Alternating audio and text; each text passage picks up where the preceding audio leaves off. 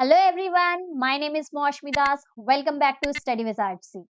इस वीडियो में बच्चों हम सर्कल चैप्टर के सेकंड एक्सरसाइज 9.2 का सेकंड क्वेश्चन करने वाले हैं। तो चलो देखते हैं क्वेश्चन नंबर 2 को कैसे करेंगे। क्वेश्चन नंबर 2 में हमें दिया है if two equal chords of a circle intersect with in the circle prove that the segments of one chord are equal to corresponding segments of other chord। यहाँ हमें बोला है कि एक सर्कल है, ले लेते हैं एक सर्कल, और इसमें दो इक्वल कॉर्ड्स हैं within the circle, they are intersecting also. तो चलो दो इक्वल कॉर्ड लेते हैं और उनको इंटरसेक्ट करवा देते हैं। तो यहाँ पे लेट सपोज ये कॉर्ड हमारा ए बी है और ये कॉर्ड हमारा सी डी है। ये जो इंटरसेक्टिंग पॉइंट है इसे भी नाम देना जरूरी है बच्चों, ये हो जाएगा हमारा ई। ठीक, और सेंटर ऑफ द सर्कल हम जनरली ओ से डिनोट करते हैं, तो यहाँ भी ओ से डिनोट कर देते हैं। क्वेश्चन में ये बोला है कि prove that the segment of one chord, आपको प्रूव करना। अच्छा, सेगमेंट से क्या समझे आपने? देखो ए भी एक कॉर्ड है, इसे ई पॉइंट ने दो अलग अलग सेगमेंट में डिवाइड कर दिया। एक सेगमेंट ए ई हो गया और एक ई बी हो गया। सिमिलरली दूसरा सी डी जो कॉर्ड है वो भी दो सेगमेंट में डिवाइड हो गया है, एक ई डी और दूसरा ई सी, है ना। यहाँ बोल रहा है कि प्रूव करो the segment of one chord, एक कॉर्ड का जो सेगमेंट है are equal to corresponding segment of other chord. एक कॉर्ड का जो सेगमेंट है वो दूसरे कॉर्ड के करस्पॉन्डिंग, मतलब साथ ही वाला साइड है ना, साथ वाला जो साइड है उसके इक्वल है। It means we have to prove A E is equal to E D here, या C E is equal to E B. ठीक, ये हमें क्वेश्चन में दिया है। अब कैसे सॉल्व करेंगे बच्चों? बहुत इजी है। देखो सबसे पहले हमें क्या करना है, यहाँ से एक परपेंडिकुलर ड्रॉ कर लेना है। लेट सपोज इस पॉइंट को हमने एम नाम दे दिया, और यहाँ से भी एक परपेंडिकुलर ड्रॉ कर लेना है, इसको हमने एन नाम दे दिया। Let's join O E also. ये हमें ज्वाइन करने के बाद देखो you will find two triangles, एक ओ एम ई ट्राइंगल मिल रहा है, अब एक ओ एन ई ट्राइंगल मिल रहा है। इन दोनों ट्राइंगल की हम कॉन्ग्रुएंसी प्रूफ कर देंगे। उसके बाद क्या करना है मैं बताती हूँ। चलो इतना पहले नोट कर लेते हैं कि क्या लिखेंगे यहाँ। सबसे पहले क्योंकि टू प्रूफ वाला क्वेश्चन है तो हमें गिवन टू प्रूफ और फिर प्रूफ स्टार्ट करेंगे। तो गिवन में आप क्या नोट करोगे? देखो दोनों कॉर्ड इक्वल दिए हैं, इसका बहुत इंपॉर्टेंस है बच्चों। तो ये तो हमें लिखना ही है, टू इक्वल कॉर्ड्स दिया है ना। तो A B is equal to C D हमें गिवन में दिया हुआ है। और फिर टू प्रूफ क्या करना है? टू प्रूफ में हमें सेगमेंट्स इक्वल प्रूफ करने हैं, है ना। मतलब हमें प्रूफ करना है कि भाई ए ई जो है वो इक्वल है डीई के, एंड दूसरा या फिर हम ये भी प्रूफ कर सकते हैं कि सीई जो है इक्वल है ई बी के। ठीक, ये हमें प्रूफ करना है। अब कैसे प्रूफ करेंगे उसके लिए हमने कंस्ट्रक्शन किया हुआ है, तो कंस्ट्रक्शन लिखना मस्ट। तो कंस्ट्रक्शन में क्या लिखेंगे? कंस्ट्रक्शन में हम लिख देंगे simply draw O M perpendicular to A B, and क्या लिख देंगे? O N perpendicular to C. ठीक, ये हो गया हमारा कंस्ट्रक्शन वाला पार्ट। अब प्रूफ स्टार्ट करते हैं। तो प्रूफ में क्या लिखेंगे? देखो प्रूफ में हम लिखेंगे प्रूफ प्रूफ में हम सबसे पहले बच्चों इन दोनों ट्राइंगल की कॉन्ग्रुएंसी प्रूफ कर देंगे। कैसे करेंगे? देखो पॉइंट्स देख लेते हैं कौन कौन सा यूज करना है हमें।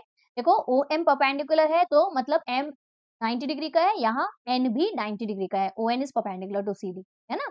ये दोनों 90 डिग्री, और देखो ओ ई दोनों में इक्वल है, कॉमन साइड है ना। तो ये ले लेंगे। थर्ड वाला क्या लेंगे वो इंपॉर्टेंट है। यहाँ देखो हमारे ए बी और सी डी इक्वल कॉर्ड्स दिए हुए हैं, और हमने थ्योरम पढ़ी हुई है कि वो कॉर्ड जो इक्वल होते हैं they are equidistant from the center, है ना।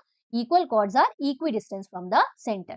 तो यही हमको यूज करना है। तो O M is equal to O N हो जाएगा। तो ये 3 पॉइंट हमको यूज करना है दोनों ट्राइंगल की कॉन्ग्रुएंसी प्रूफ करने के लिए। लिख लेते हैं इसको। तो in triangle O M E and triangle O N, देखो दोनों छोटू ट्राइंगल लिया है ना, ओ एम ई और ओ एन। फिर फर्स्ट हम क्या लिख देते हैं? कॉमन जो है O M is equal to O E है ना, O E is equal to O E, common है। ठीक, दूसरा हम क्या लिखेंगे? Angle M equal to angle N, both 90 degree, दोनों 90 डिग्री है। या फिर आप परपेंडिकुलर भी लिख सकते हो, O M perpendicular to A B and O N perpendicular to C D, both are correct, both 90 degree हो गया। थर्ड हमने क्या बोला?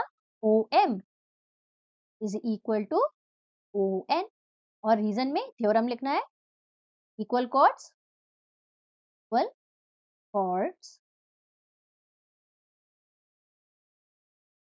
Chords are equidistant from the centre, the centre. Done. तो देयरफॉर दोनों ट्राइंगल क्या हो गए, कॉन्ग्रुएंट। और किस किस क्राइटेरिया से, अगेन गलती बिल्कुल मत करना, हाइपोटेन्यूज है, राइट एंगल है, तो मतलब आरएचएस की क्राइटेरिया लग रही है ना। तो therefore triangle OME is congruent to triangle ONE हो गया by RHS rule. Done. Therefore हम बोल सकते हैं क्या, ये जो लाइन सेगमेंट है, हमें क्या सेगमेंट्स को इक्वल प्रूफ करना है ना, तो हमें ME is equal to NE मिल गया। देखो दोनों ट्राइंगल के साइड्स हैं, ME is equal to NE मिल जाएगा, है ना। तो यहाँ पे हम क्या लिख लेंगे, therefore ME is equal to E by CP/CT corresponding parts of congruent triangle। ठीक, डन।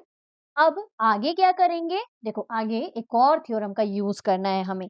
यहाँ हमें मालूम है कि परपेंडिकुलर जो रहता है सेंटर ऑफ द सर्कल से, जो परपेंडिकुलर ड्रॉ किया जाता है कॉर्ड के ऊपर, इट बाइसेक्ट्स द कॉर्ड।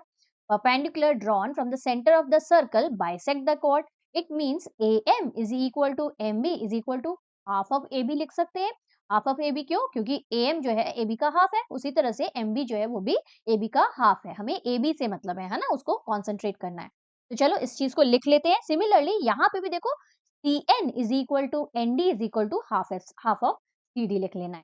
तो इस चीज को कैसे लिखेंगे, we know that perpendicular drawn from the center of the circle, center of the circle bisect the chord, bisect the chord। Therefore AM is equal to MB is equal to half of AB। and दूसरा भी लिख लेते हैं यहीं पे, CN is equal to ND is equal to half of CD। अब आगे देखो क्या करना है, पीछे चलते हैं, पीछे देखते हैं जगह है कि नहीं। यहाँ तो जगह ही नहीं बची है ना। तो यहाँ पे क्या लिखेंगे, देखो AB और CD हमें इक्वल कॉर्ड्स दिए हैं, ये हमें गिवन में दिया हुआ कि both the chords are equal. तो it means half of AB जो होगा इक्वल होगा हाफ ऑफ CD से, तभी तो हमने हाफ हाफ किया है ना। हाफ ऑफ AB की जगह देखो, आप पीछे चलते हैं, डायग्राम देखते हैं एक बार अच्छे से। हाफ ऑफ AB की जगह, हाफ ऑफ AB की जगह हम AM ले लेते हैं, क्योंकि हमें AE पे कॉन्सेंट्रेट करना है। ऑलरेडी हमें ME is equal to NE मिल चुका है। अच्छा चलो, तो इक्वेशन नंबर 1 तो देना मैं भूल गई, तो इक्वेशन नंबर 1 दे के रखना है, क्योंकि हमें दोनों को ऐड करना है ना। समझ में आ रहा होगा आई होप आपको। यहाँ पे हम ले लेंगे कि हाफ ऑफ AB की जगह हम क्या लेने वाले हैं, AM लेने वाले हैं, और हाफ ऑफ CD की जगह हम ND लेने वाले हैं। देखो AM और ND ले लेंगे। ठीक, तो चलो लेट्स राइट इट, पीछे लिख लेते हैं इसको। हाफ ऑफ AB की जगह हमें क्या लेना है, हाँ जस्ट फॉरगॉट, ये M लेना है ना, AM। तो हाफ ऑफ AB की जगह हम AM ले लेंगे, और हाफ ऑफ CD की जगह हम क्या ले लेंगे, ND ले लेंगे। ये वाली लाइन है ना, ND ले लेंगे। यहाँ पे लिख लेते हैं ND।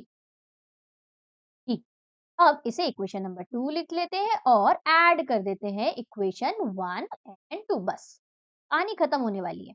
दोनों इक्वेशन को ऐड कर देंगे तो यहाँ पे हमारा AM प्लस E हो जाएगा। I remember the diagram, is equal to दूसरी तरफ हमारा ND प्लस यहाँ पे DE हो जाएगा, सॉरी ND हो जाएगा, NE हो जाएगा। चलो एक बार देख लेते हैं इस चीज को, क्या लिखा मैंने, AM प्लस ME। यहाँ देखो फर्स्ट वाली इक्वेशन में हमें ME मिला था, और सेकंड वाली इक्वेशन में हमें क्या मिल गया, सेकंड वाली इक्वेशन में हमें AM मिला। तो वही मैंने लिखा AM प्लस ME, ME को बाद में लिख दिया है, ME प्लस AM लिखो चाहे AM प्लस ME लिखो, बोथ आर सेम। और राइट में क्या देखो, राइट में है हमारा NE, और यहाँ पे राइट में हमारा क्या है ND, तो यहाँ पे ND प्लस NE कर दिया।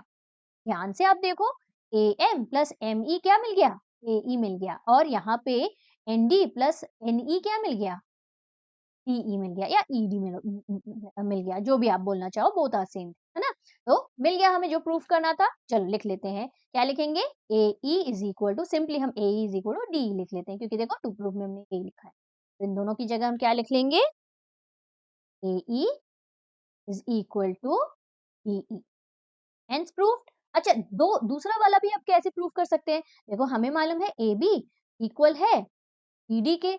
इसे यदि इक्वेशन नंबर 3 दे दिया और AB और CD से सब्ट्रैक्ट कर दिया हमने, इस इक्वेशन से, इक्वेशन नंबर 4 से सब्ट्रैक्ट कर दिया, तो क्या होगा? देखो AB माइनस AE हो जाएगा। अच्छा, यहाँ पे लिख लेंगे सब्ट्रैक्ट इक्वेशन 3 एंड 4, तो क्या हो जाएगा? AB माइनस, थोड़ा नीचे लिखते हैं ना, AB में से AE माइनस करेंगे और इस तरफ CD में से DE माइनस करेंगे, तो क्या मिल जाएगा? चलो पीछे देखते हैं। AE में से AE में से AE में से हम किसको माइनस कर रहे हैं? सॉरी, AB में से हम AE को माइनस कर रहे हैं। AB ये पूरा है, में से हम AE को माइनस करेंगे तो बचा हुआ क्या है? EB। यहाँ पे भी देखो CD में से आपने ED को माइनस कर दिया तो बचा क्या? CE। में मिल गया अपना सेकंड वाला CE is equal to EB, है ना? तो यहाँ लिख लेते हैं CE, CE, BE is equal to DE is equal to C। ठीक, हेंस प्रूफ। ये तो हमें प्रूफ करना था। इस तरह से आपको इस क्वेश्चन को प्रूफ करना है। आई होप आपको क्वेश्चन अच्छे से समझ में आ गया होगा, कैसे सॉल्व करना है समझ में आ गया होगा। यदि आपको वीडियोस अच्छे लग रहे हैं बच्चों, तो प्लीज सब्सक्राइब द चैनल और वीडियो को लाइक जरूर। चलो मिलते हैं नेक्स्ट वीडियो में। Till then take care, bye bye.